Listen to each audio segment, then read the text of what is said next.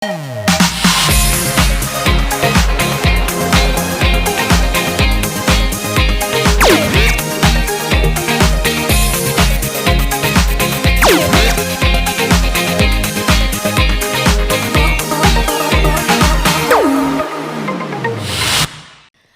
teman-teman, ketemu lagi di ICSE with Prof Eko bareng sama aku Ade Dianti dan Prof Eko Uji. Apa kabar Ade? Baik. Wah, Siap. ini udah episode yang keberapa lupa saya. Banyak lah. Oke, karena topik-topik kita di ICSE with Prof Eko itu sangat relate dan juga pastinya mengedukasi para pebisnis, individual juga dan bermanfaat pastinya. Oke, dan pasti aku sama Prof Eko Ji sudah melakukan podcast dan juga tim juga di belakang. Kita semuanya sudah sehat untuk melakukan diskusi kali ini.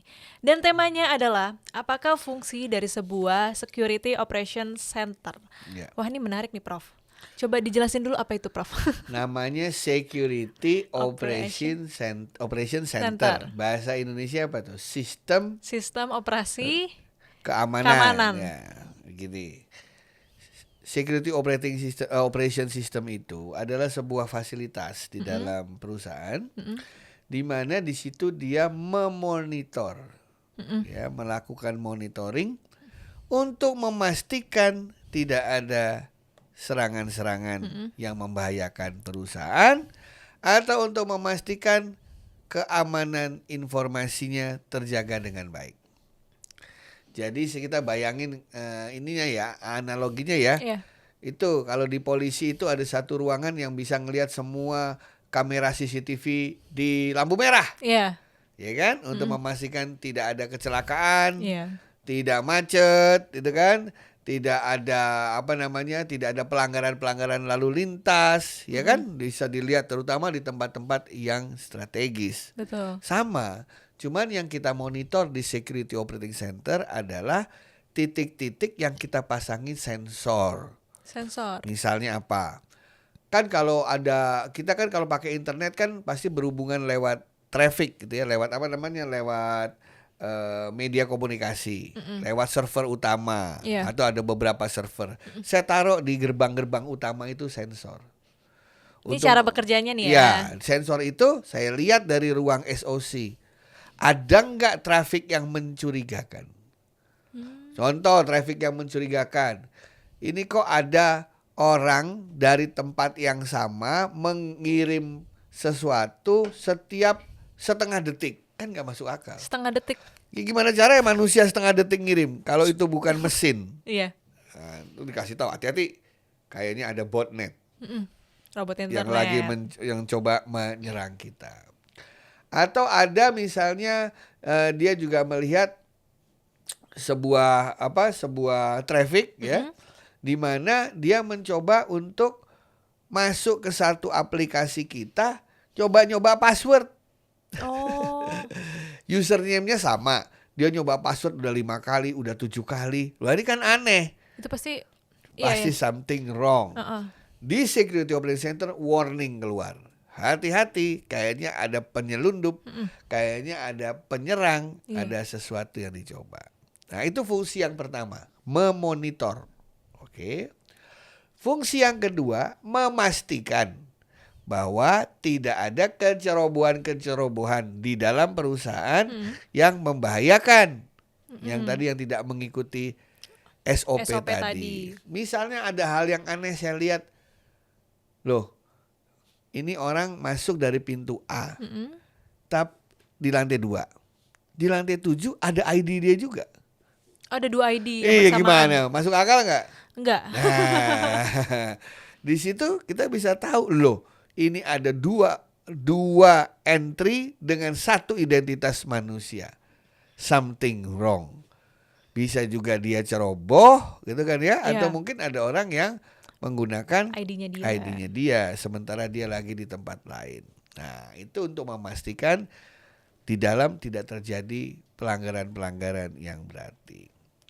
Ketiga, Security Operating Center itu juga menjadi tempat melakukan koordinasi kalau ada insiden. Insiden seperti apa, Prof? Tiba-tiba servernya mati. Semua yang terhubung ke server mati, nasabah, customer tidak bisa dilayani. Harus ngapain nih? Kalau perusahaan-perusahaan besar kan harus di switch ke cadangan, sistem cadangan. Ke backupnya itu ke backupnya. Tapi pada saat yang sama dia harus memastikan jangan-jangan udah dipindahin ke backup diserang juga. Nah, tim respons insiden ini itu langsung mengambil kembali untuk matikan ini, jangan nyalain ini, stop ini, biar nggak menular kemana-mana. Begitu ketahuan diserang dari mana, kita tutup jalur itu.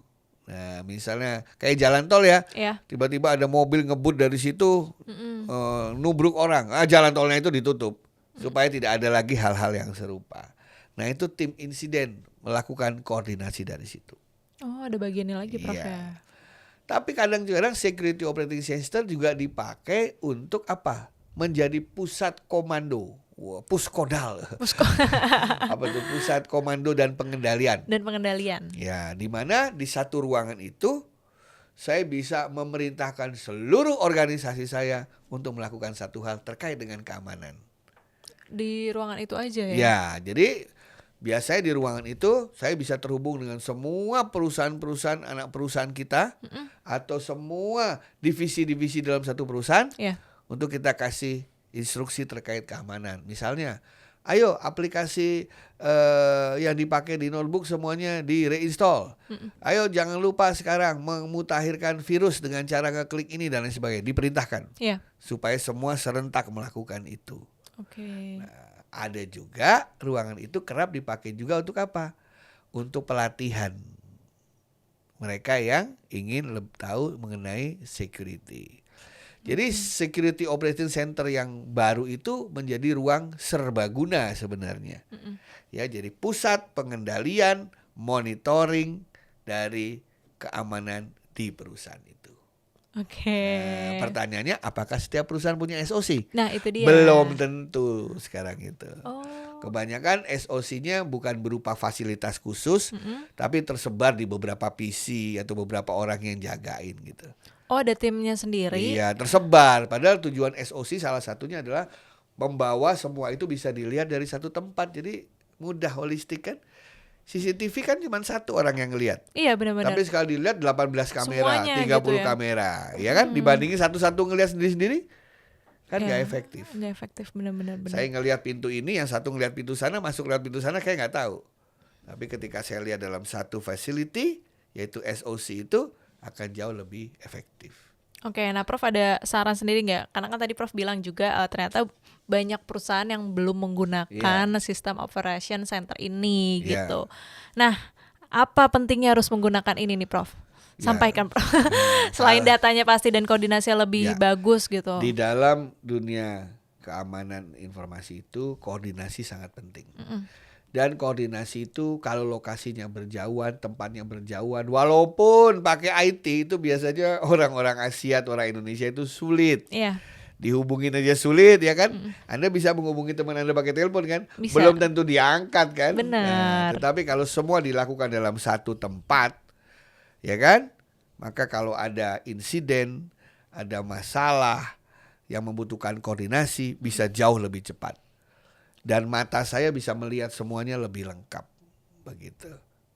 Wow, mungkin kalau teman-teman nggak tahu tuh kayak di film-film gitu ya Prof ya, ada satu ruangan yang kita bisa ngelihat semuanya dengan orang yang tadi tim independennya juga gitu ya Prof. Begitu ada sesuatu langsung kita bisa perintahin semua kan? Gitu ya, bisa ngelihat, kita perintahkan, kita koordinasikan, selesai masalah. Wah, berarti kalau kantor yang menerapkan sistem operation center itu berarti udah oke banget ya? Makanya dikatakan operation karena sistem itu tidak berdiri sendiri, berhubungan dengan operation dari seluruh IT yang ada di perusahaan itu. Begitu. Jadi kayak otaknya lah bisa ngelihat semua. Di ruangan itu ya? Oke deh. Nanti kita akan bahas lagi topik-topik selanjutnya Prof ya. Buat teman-teman semoga apa yang kita diskusiin bermanfaat pastinya. Sampai jumpa lagi di HSI with Prof Eko. Sampai jumpa. Terima kasih. Bye-bye. Thank you.